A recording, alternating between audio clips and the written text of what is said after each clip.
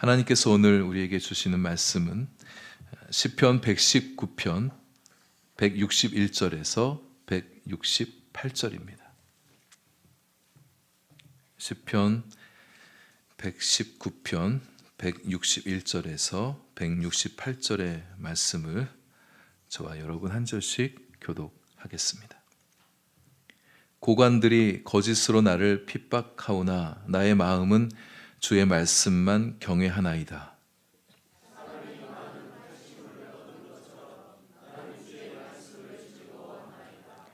나는 거짓을 미워하며 싫어하고 주의 율법을 사랑하나이다.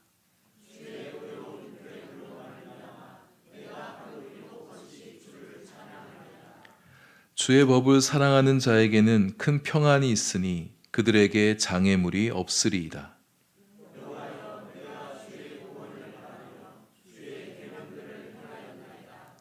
내 영혼이 주의 증거들을 지켜 싸우며 내가 이를 지극히 사랑하나이다. 내가 주의 법도들과 증거들을 지켜 싸우니 나의 모든 행위가 주 앞에 있음이니이다. 아멘. 기도하겠습니다. 하나님, 이제 말씀을 들으려 합니다. 말씀 듣는 가운데 우리 영혼의 하늘로부터 내리는 위로와 평강이 있게 하시고 말씀 통하여 새로운 소망과 담력 또한 얻게 하여 주옵소서. 우리의 삶이 말씀에 깊이 뿌리내리게 하시고 말씀 위에 우리의 삶이 힘있게 세워져 가며 삶의 좋은 결실들을 맺어가는 저희들 되게 해 주옵소서. 예수님 이름으로 기도합니다. 아멘. 오늘은 시편 119편 제21년입니다. 시인은 시편 119편에서 자신의 인생에 찾아온 고난을 주님과 주님의 말씀을 의지하여 잘 이겨오고 있음을 여러 곳에서 고백하고 있죠. 우리도 그러하면 좋겠습니다. 고난을 만나게 될 때 막 힘들잖아요. 에라 모르겠다, 될 대로 되라, 이렇게 포기하는 것이 아니라 또 자신의 힘으로 어떻게든 좀 이겨내겠다고 자신의 힘을 발휘하면서 너무 자신을 힘들게 하지 마시고, 우리에겐 주님이 계시지 않습니까? 주님의 말씀이 있습니다. 주님과 말씀의 힘을 의지하여서 인생 앞에 놓인 고난을 잘 이겨나가시는 우리 성도님들 되어주시기를 바랍니다. 성경에는 고난을 만난 신앙의 선배들의 이야기가 참 많이 있어요. 그들이 고난을 이겨냈던 힘이 다 말씀에 있었습니다. 말씀의 힘을 의지하여서 그들 앞에 놓였던 이런저런 고난을 잘 이겨냈던 거죠. 말씀을 의지하는 자에게 강하고 능하신 하나님께서 함께해 주십니다. 하나님을 의지하는 그 깊이가 깊어져 갈수록 고난을 이겨내는 힘도 강해지는 것입니다. 말씀을 깊이 의지하는 우리 성도님들 되시기를 바랍니다. 시인이 만난 고난은 악인들의 비방과 박해로부터 왔던 고난이었었죠. 이 악인들 가운데는 고관들이 있습니다. 오늘 본문의 161절에 고관들이란 지배자들, 통치자들, 유력자들, 높은 지위에 있는 사람들을 일컫는 표현이잖아요. 이들이 시인을 어떻게 구체적으로 핍박했는지 비방했는지는 명시로 나오고 있지는 않습니다. 근데 거짓으로 핍박했다라는 이 말에서 우리는 그들의 핍박이 정당하지는 못했구나, 이렇게 이해할 수 있게 되어지죠. 권력자들이 자신이 가진 힘을 가지고 연약한 사람들을 무고히 괴롭히는 경우들이 왕왕 있습니다. 자신들의 이익을 위해서, 자신들의 이권을 위해서 힘없는 사람들을 이용하고 괴롭히는 경우들이 있잖아요. 하나님께서 권력자들에게 힘을 주신 이유는 그 힘을 가지고 공의를 행하라고, 연약한 사람들을 도와주라고 힘을 주신 것인데, 그들은 시인을 까닭없이 괴롭힙니다. 그러니까 시인이 고통을 받아야 될 정당한 이유가 없이 고관들로부터, 권력자들부터 고난을 받았다는 거죠. 근데 시인은 권력자들이 그렇게 핍박해도 위축되거나 두려워하지 않는 것 같습니다. 161절 말씀을 보건대 그는 말씀에 대한 경외함으로, 하나님 말씀을 경외함으로 이 핍박자들, 권력자들의 핍박을 잘 이겨내 온 것 같습니다.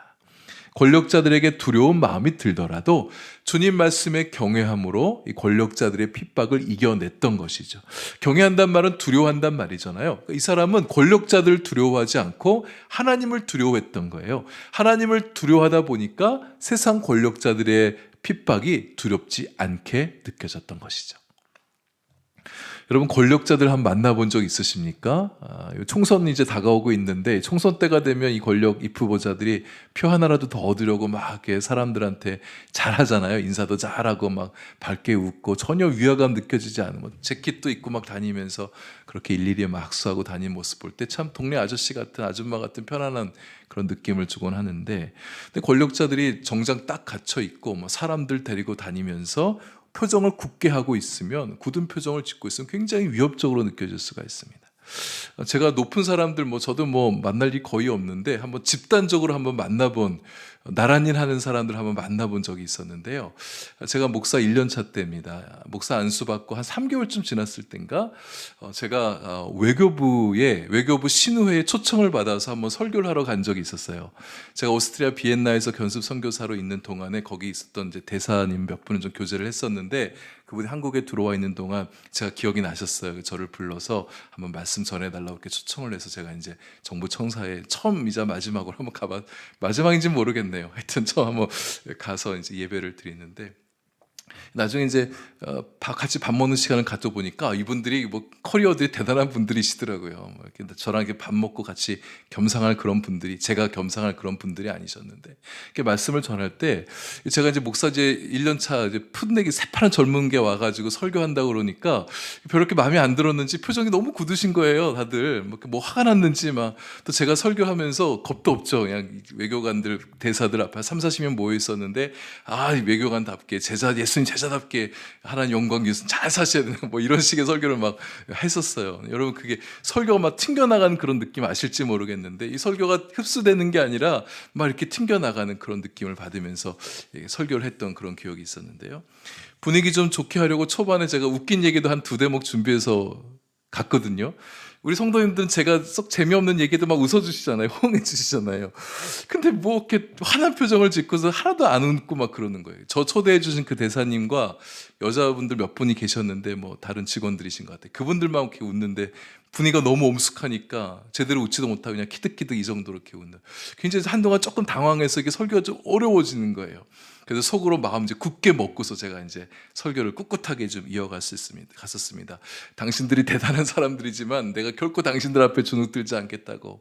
내가 지금 하나님 말씀 전하기 위해서 온 거라고. 당신들은 나를 풋내기로 보겠고, 선생님들은 나를 우습게 생각하고, 이름도 없고 담임 목사도 아니고 그렇게 여기겠지만, 내가 지금 하나님 말씀을 여러분 앞에 전하는 건데, 제가 내 얘기할 것 같으면 쫄 수도 있겠지만 하나님 말씀 전하는 얘기인데 선생님들 얼굴 표정 그게 뭐냐고 막 속으로 그렇게 했다는 거예요. 한 게 아니라 그렇게 이제 담대한 마음 가지고 제가 준비한 원고 끝까지 다 이렇게 설교하고 청사를 나왔던 그런 기억이 있었어요. 세상 사람들 가운데는 권력자들의 힘을 두려워하면서 그들에게 주눅들고 당당하게 마주서지 못하는 분들이 있습니다. 우리는 그렇게 하지 않았으면 좋겠어요. 물론 그들이 우리의 삶의 어떤 중요한 결정권자들이어서 그들의 결정에 의해서 우리의 삶에 불이익을 가져다 줄 것 같으면 편하게 대하기는 어렵겠죠. 그러니까 우리가 잘못한 게 없는 이상 우리가 그들 앞에 떨거나 두려워할 이유가 전혀 없습니다. 요즘은 돈이 권력이죠. 돈이 많은 사람들 만나면 괜히 막 움츠러들고, 막 사람들 부리고 다니는 사람들 보면, 또 지식이 많은 사람들 앞에 보면 서명 우리가 위축되어질 수 있는데, 그러지 마시라는 거예요. 그들보다 하나님이 더 강하시지 않습니까? 그들이 아무리 강해봐야 하나님 말씀보다 강하지 못하단 말이죠. 예수님께서 마태복음 10장 28절에서 하신 말씀을 기억하십시다. 몸은 죽일 수 있어도 영혼은 능히 죽이지 못하는 자들을 두려워하지 말고 몸과 영혼을 능히 지옥에 면하실 수 있는 자를 두려워하라고. 하나님을 진심으로 경외하면 세상 어떤 권세자들도 우린 두려워하지 않을 수 있습니다. 권력자들이 가진 그 신분 자체가 주는 위협감도 있지만, 권력자들이 막 횡포를 부리고 그들이 가진 힘을 가지고 악한 일을 도모하게 되면 우리 솔직히 두려운 마음이 들게 됩니다. 그럴지라도 우리는 시인처럼 나의 마음은 주님 말씀만 경외합니다. 그들을 두려워하지 않고 주님만 경외합니다. 우리의 마음도 이렇게 하나님 말씀을 경외함으로 세상 권력자들 두려워하지 않는, 하나님을 경외하는 자는요, 하나님께서 그분의 말씀으로 우리를 강하게 붙들어 주시거든요. 우리가 하나님 말씀을 좀 특별하게 여기며 살았으면 좋겠습니다. 여러 책들 가운데 하나처럼 그렇게 여기지 마십시다. 성경 구절 한마디 한마디에 성령의 감동하심이 있잖아요. 하나님의 숨결이 담겨 있는 책입니다. 말씀을 경외할 때 경외함을 입은 그 말씀이 우리에게 다가와 우리에게 위력을 발휘하는 거예요. 위력 있는 그 하나님의 말씀을 가지고 세상을 이기는 우리가 되기를 바랍니다. 하나님의 말씀의 권세를 능가하는 세상 권세는 아무것도 없어요. 하나님 말씀을 경외함으로 그 누구도 그 무엇도 두려워하지 않고 세상 담대히 이기며 살아가는 우리가 되실 수 있기를 바랍니다. 시인은 또한 주님의 말씀을 즐거워한다고 고백하고 있습니다. 하나님 말씀 우리 가운데 경외심을 불러일으키기도 하지만 또 우리에게 즐거움을 가져다주는 말씀이에요. 162절에 고백합니다. 주님의 말씀이 주님의 말씀 얼마나 즐거워하는지 마치 사람이 많은 탈취물을 얻은 것처럼 즐겁다. 이렇게 고백하고 있어요. 이 구절은 전쟁에서 승리한 병사가 승리로 얻은 전리품 갖고 기뻐하는 모습을 비유하고 있는 거예요. 전쟁에서 승리하기 위해 병사는 최선을 다해 싸우죠. 생사가 오가는 전장에서 분투하며 싸워서 얻게 되는 그 전리품들, 굉장한 기쁨을 병사에게 가져다 줄 것입니다. 수고하고 마음을 많이 기울인 만큼 그 기쁨은 더 크겠죠. 근데 시인은 그 승리의 전리품보다 하나님 말씀이 더 즐겁다고 고백하고 있어요. 아마도 전장에 나가서 싸워서 승리의 전리품을 취해본 경험이 있는 사람일 것입니다. 우리는 전쟁 전리품을 손에 얻을 일은 없죠. 전쟁에 나갈 일이 없으니까. 어떻게 비유해 볼 수 있을까? 열심히 수고하여 얻게 된 월급 봉투. 요즘은 다 계좌로 다 이체되니까 봉투 만나볼 기회가 없어서 그 감격이 좀 덜할 수 있겠는데 여러분 옛날 기억해 나십니까? 봉투에 돈 받아서 있던 그 감격, 두둑한 봉투를 가졌을 때 그 기쁨. 열심히 노력해서 얻게 된 어떤 성취보다도 대학 입학이나 취업이나 어떤 프로젝트를 성공했다든지 열심히 수고해서 영업 실적을 땄다든지 열심히 구애하여서 마침내 결혼 약속을 받아냈다든지 여러분이 도주 하나에 성취한 그 어떤 열매보다도 하나님 말씀을 더 즐거워한다는 거예요. 말씀에서 이런 즐거움을 얻으려면 설교 말씀을 듣는 중에도 마음에 와닿는 말씀이 즐겁게 하기도 하고 또 말씀을 읽어가는 가운데 하나님께서 우리의 눈길을 머물게 하는 말씀들이 있잖아요. 말씀을 다 이렇게 기쁨을 주는 구절들. 그것도 있지만 말씀을 묵상하면서 얻게 된 그 기쁨. 어려운 말씀이에요. 이게 도대체 무슨 뜻인지 잘 모르겠는데 이게 하나님께서 뭔가 나에게 말씀하신 것 같다. 이 말씀의 의미를 깨닫기 위해서 묵상하는 가운데 발견되어진 그 느낌, 그 의미. 하나님께서 나에게 이런 말씀을 주시는 거네. 그것을 깨닫게 되었을 때 그 기쁨. 이런 말씀의 즐거움을 갖게 되어지면 말씀이 꿀과 송이꿀보다도 달다는 고백이 절로 튀어나오게 되는 거예요. 이걸 두고 말씀이 즐겁다고 말하는 거구나. 이런 고백이 나오게 되는 거죠. 66권의 말씀을 다 어찌 우리가 깊이 있게 묵상할 수 있겠습니까? 그러나 하나님께서 내 눈길을 사로잡고 머물게 하는 구절을 만날 때에 뭔가 하나님께서 이것을 통해 하실 말씀이 있으시다 이런 마음을 가지고 우리가 깊이 들어갈 수 있을 만큼 깊이 있게 들어가 보는 거예요. 우리가 알아차릴 수 있을 만큼 넓게 말씀을 좀 이해하기 위해서 그 폭만큼 풍성하게 묵상해 보겠다 이런 마음을 가지고 말씀을 묵상해 보시면 좋겠습니다. 이럴 때 우리가 말씀 안에서 주님을 만나게 됩니다. 말씀의 진리를 만나고 말씀의 생명을 맛보게 되고 말씀의 신비를 발견하게 되어질 것입니다. 그럴 때 깊고 묵직한 그리고 풍성한 영적 환희를 말씀을 통해서 누리시게 될 겁니다. 말씀이 참 즐겁구나 이런 고백이 우리 성도님들의 입술에서 나오게 되는 영적 기쁨들이 많이 있으시게 되길 바랍니다. 시는 주님의 말씀을 경외하고 즐거워하고 또 사랑한다고 고백하고 있습니다. 163절이죠. 주의 율법을 사랑합니다. 165절도 167절도 주의 말씀을 사랑하는 그의 마음을 고백하고 있는데요. 여러분들도 주님 말씀들 많이들 사랑하실 텐데 여러분은 그 주님 말씀을 사랑하는 그 마음을 어떻게 표현하고 계십니까? 오늘 본문에서 164절, 166절 아까 또 163절까지 세 절에서 세 가지를 이 시인이 이야기해 주고 있어요. 먼저 163절입니다. 주님의 말씀을 사랑하다 보니까 이 시인은 거짓을 미워하며 싫어한다. 이렇게 얘기하고 있습니다. 주님 말씀을 사랑하다 보니까 거짓 교훈, 거짓말, 기만 행위, 위선, 가식, 외식 이렇게 다 싫다는 거예요. 밉다는 거예요. 주님 말씀을 사랑하다 보면 주님이 싫어하시는 거 자기도 싫어하게 되어지죠. 또 주님 말씀 사랑하다 보면 주님이 좋아하시는 거 자기도 좋아하게 물론 되어지죠. 우리 안에 하나님께서 기뻐하지 않는 것들이 있으십니까? 여러분 안에 뭐가 혹시 있으세요? 이거 하나님께서 싫어하시겠다. 이거 잊어버려야겠네, 떨쳐야겠네, 사라지겠네, 가까이 하지 말아야겠네, 이런 마음 갖는데 잘 안 되는 거 무엇이 있으십니까? 오늘 말씀이 그것을 떨쳐낼 수 있는 방법을 가르쳐주고 있는 거예요. 말씀을 사랑하는 것, 하나님 말씀을 사랑하게 될 때 말씀에 반대되는 것들이 우리에게서 멀어질 수 있다는 걸 우리에게 가르쳐주고 있습니다. 하나님 말씀을 많이 사랑하여서 거짓을 미워하게 되는 우리가 되기를 원합니다. 하나님 말씀을 많이 사랑해서 하나님이 싫어하는 것 나도 싫어하게 되는 우리의 마음이 될 수 있기를 바랍니다. 거짓을 미워해야 돼요. 거짓의 아비 사탄이 얼마나 우리를 거짓에 넘어지게 하려고 애를 씁니까? 거짓에 걸려 넘어지게 하고 거짓에 굴복하게 살아가려고 하고, 그렇게 하지 않도록 하나님 말씀을 붙들, 말씀의 진실의 힘을 붙들 때 거짓의 아비가 뒤로 물러서게 될 것입니다. 또 하나님 말씀을 많이 사랑하여 하나님의 좋은 것들이 내 안에 들어오게 하시면 좋겠습니다. 사랑하면 닮아간다는 말도 하잖아요. 많이 사랑해서, 하나님을 사랑해서 하나님의 진실함을 닮아가고 예수님의 정직하심, 예수님의 거룩하심, 예수님의 성품을 닮아가는 우리가 되기를 원합니다. 이번에 우리 성경 통독하면서 레위기 말씀 다시 또 저도 묵상하면서 레위기의 주제가 거룩이잖아요. 거룩함을 더 좋아하게 됐습니다. 제가 애초부터 언젠지 모르지만 레위기의 거룩을 만나게 됐을 때 거룩을 참 좋아하게 됐었거든요. 거룩을 특별히 제가 좋아하고 사랑하게 됐던 계기는 예수님을 통해서인데, 예수님이 굉장히 매력적인 분이시라는 걸 제가 말씀을 읽어가면서 느꼈어요. 근데 그 예수님의 매력이 도대체 어디서 나올까? 그분의 거룩하심에서부터 흘러나온 매력이었다. 예수님은 굉장히 영광스러운 분이셨는데 그분의 거룩함에서 영광이 빛이 난다. 예수님은 굉장히 위엄 있고 품격 있고 권위가 있으신 분이신데 그 권위와 위엄과 품격이 그분의 거룩함에서부터 나왔다. 그래서 나도 주님처럼 거룩함을 닮아서 나도 좀 매력 있고 영광스럽고 좀 위엄 있는 삶을 살고 싶다, 그런 소망을 갖게 됐거든요. 이번 레위기 말씀 다시 읽으면서 내가 거룩하니 너희도 거룩하라. 우리가 하나님의 온전하신 거룩함을 닮아가기 어렵지만, 예수님의 거룩함을 우리가 닮아가긴 참 쉽지는 않지만 거룩해져 가는 거죠. 주님의 거룩함을 닮아갈 때 우리도 굉장히 매력 있고 품격 있고 위엄 있고 영광스러운 존재로 또 그런 삶을 살아가는 우리가 되겠구나, 그런 소망을 갖고 다시 한번 거룩을 묵상했었습니다. 누군가를 사랑하면 그를 깊이 알게 되어지죠. 무엇인가를 사랑하게 되면 그 깊은 것까지 통달하게 되어집니다.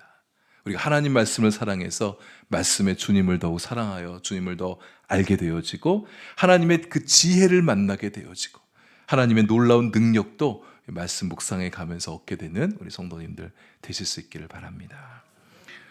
또 시인은 하나님의 말씀을 사랑해서 하루 7번씩 주님을 찬양한다고 고백하고 있습니다.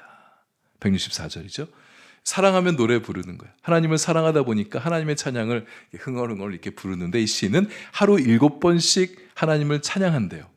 제가 어느 문헌을 보니까 경건한 유대인들은 진짜 하루에 7번씩 찬양을 한대요. 아침 먹기 전에 2번 찬양하고, 아침 먹고 나서 1번 찬양하고, 저녁 먹기 전에 2번 찬양하고, 저녁 먹고 나서 2번 찬양하고, 하루에 7번씩 그렇게 찬양한다는 그런 기록을 제가 보게 됐습니다. 때로는 우리가 성경을 읽어갈 때 이렇게 좀 문자적으로 따라하는 것도 좋을 것 같아요. 우리도 7번씩 진짜 주님을 찬양하며 살아가는 거예요. 매일같이 하나님을 7번씩 찬양하면 그 사람의 영성이 굉장히 좋아질 것 같습니다. 우리가 주일 오전에 예배 때 찬양을 보통 7번, 8번 이렇게 찬양하거든요. 그렇게 찬양하니까 주일 하루에 우리 영이 늘 주님께 열려있는 상태가 되잖아요. 매주 월화수목금토 그렇게 주님을 찬양하다 보면 우리가 늘 주님과 친밀한 교제를 누리며 살 수 있지 않을까, 그런 생각을 해보게 됩니다. 물론 이 읽어본 성경에서 상징성이 있죠. 완전수를 상징하기도 하죠. 그러니까 수시로 빈번히 시인이 생각할 때 꽉 찬 수만큼 자신이 갈 때는 완벽하게 늘 하나님을 찬양하면서 산다는 것을 이렇게 고백하고 있는 것이기도 하겠죠. 우리가 좀 주중에도 하나님을 자주 찬양하면 좋겠어요. 모든 찬송가가 모든 가스펠송이 다 하나님 말씀에 기반하여서 만들어진 곡들인 것 같아요. 말씀을 찬양하는 게 곧 말씀을 기억하는 것이고, 찬양하는 것이 말씀을 사랑하는 표현이 되어지는 거죠. 지난주에 우리 남자 집사님 한 분이랑 우연찮게 좀 대화를 나눌 기회가 있었는데, 대뜸 그분이 저한테 그런 질문을 하는 거예요. 참 신실하신 분이세요. 자신은 예배하고 말씀을 읽고 기도할 때 하나님을 느끼고 하나님을 이렇게 생각하게 되는데, 일할 때도 일하면서도 하나님을 생각하고 싶다, 이런 고백을 하는 거예요. 근데 보통 이제 일하면서 자기는 일에 완전히 몰입된다는 거죠. 그래서 하나님을 잊고 지내는 것 같다, 이런 고백을 하는 거예요. 근데 이제 사실 일하면서 하나님을 생각하는 게 사실 쉬운 일은 아니지 않습니까? 그래서 성실하게 일하는 그 모습도 하나님께 드려지는 예배가 되겠다, 이런 생각하는데 그분은 그게 만족스럽지가 않는 거예요. 그렇게 살고 있는데 그래도 일하면서도 하나님의 그 임재를 느끼면서 하나님을 생각하면서 지내고 싶은 마음을 얘기하는 거예요. 근데 또 얘기하다가 이제 그런 생각이 제가 났습니다. 그러면 하나님을 찬양하십시오. 찬양하다 보면 하나님이 생각나게 될 것이고 말씀이 기억나게 될 것이니까 일하면서도 하나님을 생각하는 것이 되지 않겠습니까? 그랬더니 자기 늘 하나님을 찬양하면 산다는 거예요. 그러면 되는 거 아닌가? 저 이런 마음이 들더라고요. 우리 하나님을 찬양하면 찬양하면서 하나님이 떠오르게 되고 또 말씀이 생각나게 되어지지 않겠습니까? 주님이 보이지 않지만 내 곁에 계신 주님인 것처럼 말씀도 건네고, 또 정말 수시로 일하면서도 잠깐 짧게 기도하기도 하고, 또 이렇게 찬양을 자꾸 부르다 보면 하나님의 임재 속에서 일하고 살아가는 우리의 삶이 되지 않겠나, 이런 생각을 해보게 됐습니다. 세 번째, 하나님 말씀을 사랑하는 시인에게 하나님이 주신 크신 선물이 있어요. 말씀을 사랑하는 사람에게서 보이는 중요한 특징이죠. 166절입니다. 다시 한번 보시겠습니까? 주의 법을 사랑하는 자에게는 큰 평안이 있으리니 그들에게 장애물이 없으리이다. 하나님 말씀을 사랑하는 자에게 하나님이 그의 영혼과 삶에 평안을 주시는데, 여기 평안은 샬롬인데요. 히브리어 샬롬이 갖고 있는 의미 굉장히 스펙트럼이 넓어요. 굉장히 풍부한 단어입니다. 마음의 평안, 안정감을 주기도 하고, 육신의 건강도 이 샬롬이 되어지고, 삶의 안전함, 그리고 삶의 평탄함과 번성함도 이 샬롬이라는 단어가 담고 있는 단어예요. 의미예요. 또 사람들과의 관계에서는 다툼이나 갈등이 없는 상태를 샬롬이라 이렇게 얘기합니다. 하나님은 기본적으로 하나님의 자녀들에게 이 샬롬을 주기 원하시는데, 하나님 말씀을 살아가는 자에게는 큰 샬롬을 주신다. 오늘 말씀 우리에게 이것을 가르쳐주고 있는 것입니다. 하나님께서 우리에게 주신 가장 중요한 샬롬은 구원이죠. 하나님과 우리를 영적으로 연결시켜준 그 구원이야말로 하나님이 주신 최고의 샬롬입니다. 하나님께서 우리에게 구원의 샬롬, 구원의 선물을 주셨기 때문에 우리가 영적으로 방황하지 않고 불안해하지 않고 두려워하지 않으며 살아갈 수 있는 거잖아요. 우리 영혼이 하나님의 품 안에 있기 때문에 우리는 두려움 없이, 염려함 없이, 구원받지 못할까 불안해하지 않고, 내가 무슨 힘을 내가 어떻게 애써야 구원받을 수 있을까, 이거 생각하지 않고 주님 품 안에서 큰 샬롬을 누릴 수가 있죠. 주님 안에 구원이 있기 때문에 우리는 주님의 샬롬을 누릴 수가 있는 겁니다. 근데 하나님은 이것뿐만 아니라 우리의 마음에도 평안을 주기 원하시는 거예요. 말씀을 사랑하신 우리 성도님들에게 큰 샬롬 주셔서 여러분의 마음이 큰 평안 가운데 있게 되길 축복합니다. 세파에도 흔들리지 않는 평안함, 탐욕, 탐심, 이기심에 휘둘리지 않는 평안함, 분노나 증오심이나 미움 같은 감정, 파괴적인 감정에 흔들리지 않는 평안함, 인생의 불확실함 속에서 오게 되는 두려움과 불안함과 그 염려함 속에서 흔들리지 않는 그런 평안함을 갖는 우리 성도님들 되시길 바랍니다. 또 사람들과 관계 안에서도요, 다툼과 갈등이 없는 평화를 누리시면 좋겠어요. 우리 예수 그리스도의 십자가 이루는 화해의 그 능력 안에서, 그 화해의 평화 안에서 모든 우리의 불편한 관계와 갈등 가운데 주님의 평화가 임하여 샬롬의 화해, 샬롬의 평화를 누리게 되는 우리 성도님들 되실 수 있기를 바랍니다. 주님께서 사랑하시는, 주님의 말씀을 사랑하는 자에게 건강도 주시고 삶의 안전과 형통하고 번성한 삶을 샬롬으로 축복해 주시는 그 은혜도 누리시게 되길 바랍니다. 오늘 말씀을 잘 보시면 주님께서 큰 샬롬을 주시면 장애물이 없을 것이라고 선언합니다. 놀라운 축복입니다. 인생길 걸어가는 동안에 장애물을 만나지 않는다? 이게 얼마나 놀라운 축복이에요.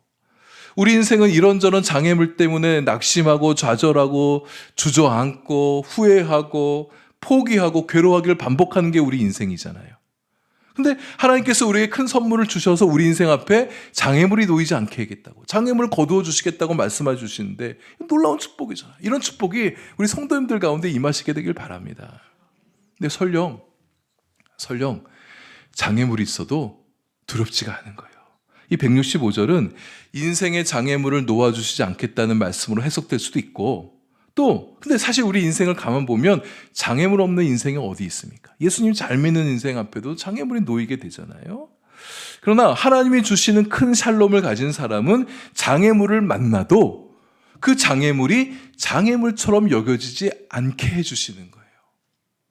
마음에 큰 평안이 있어 놓으니까 우리의 마음을 흔드는 사탄의 유혹과 공격이 별로 장애물처럼 느껴지지 않는 거예요. 주님이 주신 샬롬의 힘이 아주 강하고 크다 보니까 그 어떤 장애물도, 인생의 시련과 고난도 장애물처럼 여겨지지 않는 거예요. 장애물이 넘어지게 하는 돌이 아니라 디딤돌처럼 여겨지는 것입니다.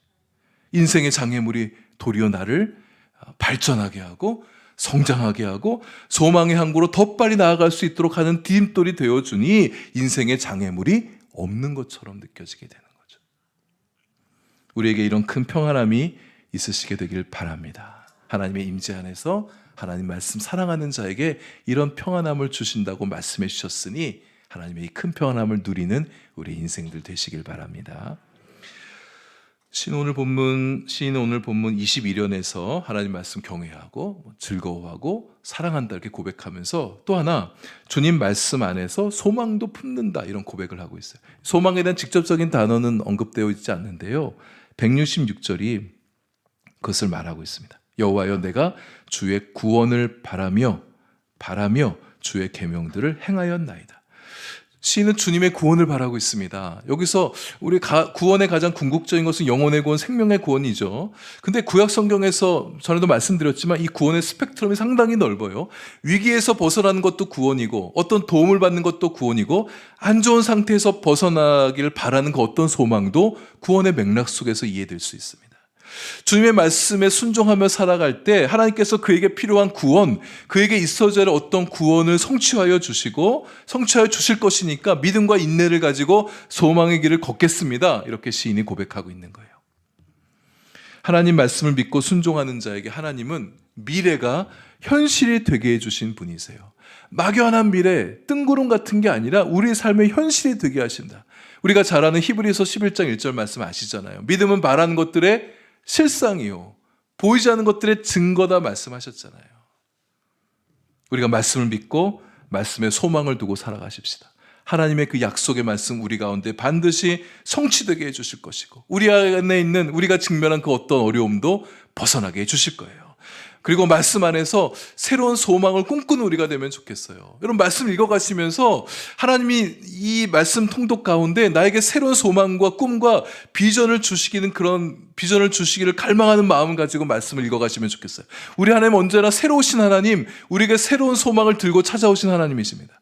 말씀을 읽어가면서 나에게 품고 계신 새로운 소망을 말씀을 통해 만나시게 되길 바랍니다. 그 소망을 붙들고 다시 우리 가슴을 뛰게 하고 그 소망 붙들고 다시 우리 인생을 힘있게 살아가고 우리 신앙의 걸음을 다시 가슴 벅찬 발걸음으로 힘차게 앞을 향해 달려나갈 수 있는 우리 성도님들 되실 수 있기를 바랍니다. 이제 마지막입니다. 21년을 마무리하는 시인의 고백이 아주 인상적입니다. 168절에 내가 주의 법도들과 증거들을 지켰사오니 나의 모든 행위가 주 앞에 있음이니이다. 시인은 자신의 모든 행위가 주님 앞에 공개되어 있다고 고백하고 있습니다. 자신의 인생의 모든 것들이 주님 앞에 알려져 있다고 보고 있는 거예요. 자신의 마음, 자신의 생각, 자신의 감정, 자신의 말, 가정에서의 모습, 회사에서의 모습 아무도 없이 나 혼자 있을 때의 모습도 다 주님 앞에 알려져 있다. 근데 자신의 삶의 모든 행위가 주님께 알려져 있는 것을 두려워하거나 부끄러워하지 않는 거예요. 즐거운 마음으로 코람데오의 인생을 살아가고 있는 시인이다. 이렇게 고백하고 있는 것입니다. 자신의 모든 삶을 주님 앞에서 부끄러워하거나 감추지 않고 즐거워할 수 있는 인생이라면 정말 복된 인생이겠습니다. 내 삶의 모든 것들이 하나님 앞에서 부끄럽지 않은 거예요. 감추어지지 않는 거예요. 시인이 그렇게 살아갈 수 있는 이유는 그 하나님 말씀을 경외하고 말씀을 사랑하고 말씀을 즐거워하고 말씀에 자신의 소망의 길을 두었기 때문에 이런 고백을 할 수 있는 거죠. 우리도 그러면 좋겠습니다. 우리 하나님 앞에서 감추이는 것 없이 숨기는 것 없이 하나님 앞에 나의 모든 것이 드러나는 것을 즐거워하며 살아갈 수 있는 저와 여러분의 삶이 되기를 소망합니다. 어떻게 그렇게 될 수 있냐? 우리도 하나님 말씀을 경외하고 하나님 말씀을 사랑하고 하나님 말씀을 즐거워하고 하나님 말씀에 소망을 두며 살아가게 될 때 우리도 하나님 앞에서 부끄러울 것 없는 인생을 살아갈 수가 있는 거죠. 하나님께서 우리에게 다가와 우리를 부르실 때 하나님께서 우리에게 자주 찾아오셔서 우리를 부르시는 분이세요. 그때 아담처럼 나무 뒤에 숨지 말고 하나님 앞에 다 나와서 자신을 다 내보이는, 하나님 앞에 숨기는 것이 없을 때 우리는 진정으로 자유하며 세상 용기 있게 살아갈 수 있게 될 것입니다. 하나님의 임재 안에서 기뻐하며 즐거워하며 소망 중에 살아가시고 하나님 말씀을 사랑함으로 담대하게 부끄러움 없이 하나님이 주신 새로운 소망 가지고 그렇게 인생 또 행복하게 또 멋지게 아름답게 잘 살아가시는 우리 성도님들 되실 수 있기를 바랍니다.